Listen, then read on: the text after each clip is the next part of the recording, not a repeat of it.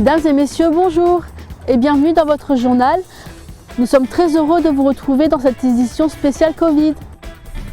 Merci à tous les professionnels qui ont été mobilisés lors de ce confinement.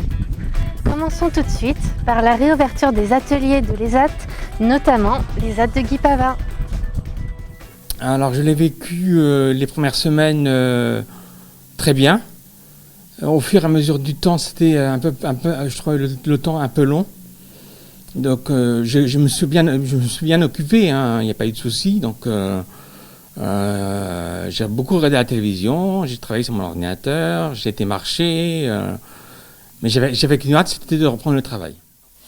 Alors nous avions déjà réfléchi en amont avec la direction et l'ensemble des salariés sur un plan de reprise des activités qui a permis de repenser la circulation de l'ESAT, l'organisation pour éviter que les ateliers se croisent, de quelle manière nous pouvions aussi établir les gestes barrières et surtout une reprise en toute sécurité.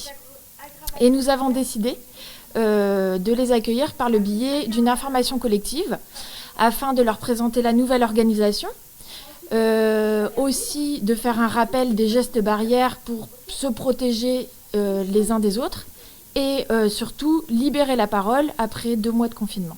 Je reviens au travail sécurisé.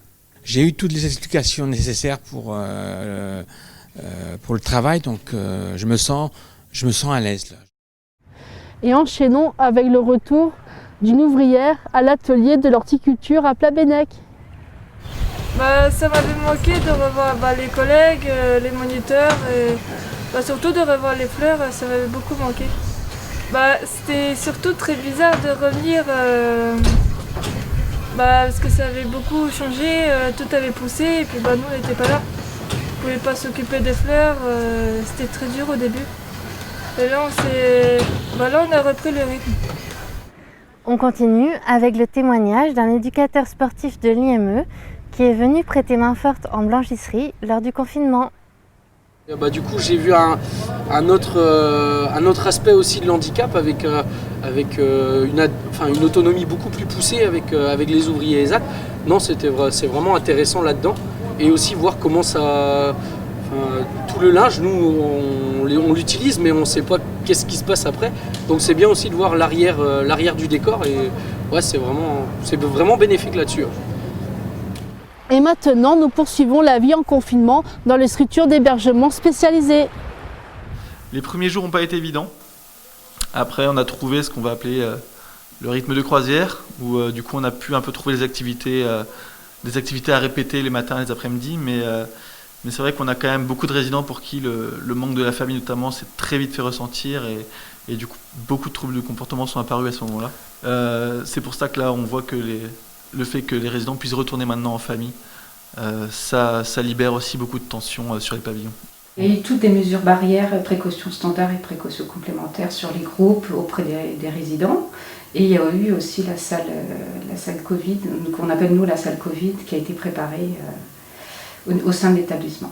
On a également eu un hygiéniste de l'hôpital de Morlaix en fait, qui est venu nous rappeler comment on faisait un lavage des mains, le port du masque. Et humainement, je pense qu'on a tous été dans le même bateau, que ce soit les équipes pluridisciplinaires, les résidents. On s'est tous soutenus, je pense, pour moi. Au cœur du confinement et encore aujourd'hui, des dons sont effectués dans les établissements des Genêts d'Or et notamment du chocolat. Maintenant, ça va faire plusieurs années qu'on va être dans une démarche de dons des produits qui ne seront pas vendus. Le but, c'est vraiment de limiter les déchets et aussi tout simplement donner et que ça serve à quelqu'un, quoi. C'est gratifiant aussi puisqu'on sait que ce qui normalement passait à la poubelle va servir à quelqu'un. Donc ça a vraiment du sens. Ça fait plaisir, ça permet de toutes les gourmandises, ça fait plaisir une gourmandise, ça réconforte, ça fait un goûter amélioré, ça fait que du bonheur, comme tout le monde.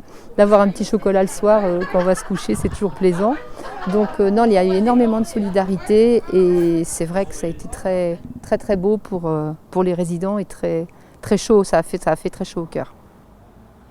Depuis quelques semaines, des échanges ont lieu sur la valorisation du travail.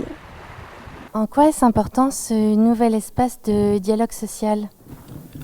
Eh ben, il est important parce qu'il amène à ce qu'il y ait de la complémentarité dans la démarche. Ça veut dire qu'effectivement, il y a une reconnaissance de part et d'autre, autant des syndicats représentant des salariés que des employeurs, et qu'il y a une nécessité de reconnaître les professionnels du secteur, alors sur une période effectivement de crise, mais bien au-delà de la crise. Ça veut dire que c'est un secteur qui n'est pas reconnu à sa juste valeur, qui effectivement est composé majoritairement de femmes, et qu'on observe une différence salariale beaucoup trop importante, absolument inéquitable, et qu'il est nécessaire qu'on ait cette démarche ensemble. Et donc effectivement, avoir l'occasion de partager avec des employeurs et des syndicats de salariés une démarche commune, eh bien c'est fondamental, et je pense que c'est même une démarche initiatique qui devrait être retenue par d'autres, parce que c'est qu'ensemble qu'on peut faire avancer les choses. Merci de nous avoir suivis, et en attendant la prochaine édition, nous vous souhaitons un bel été. Et on se quitte en images avec la fête de la musique de l'EHPAD des Cannes-Moulins. Salut! Une maison blanche en chantant les longs et les lois dont je n'attends. C'est vraiment fatigant d'aller où tu vas, les longs, les lois.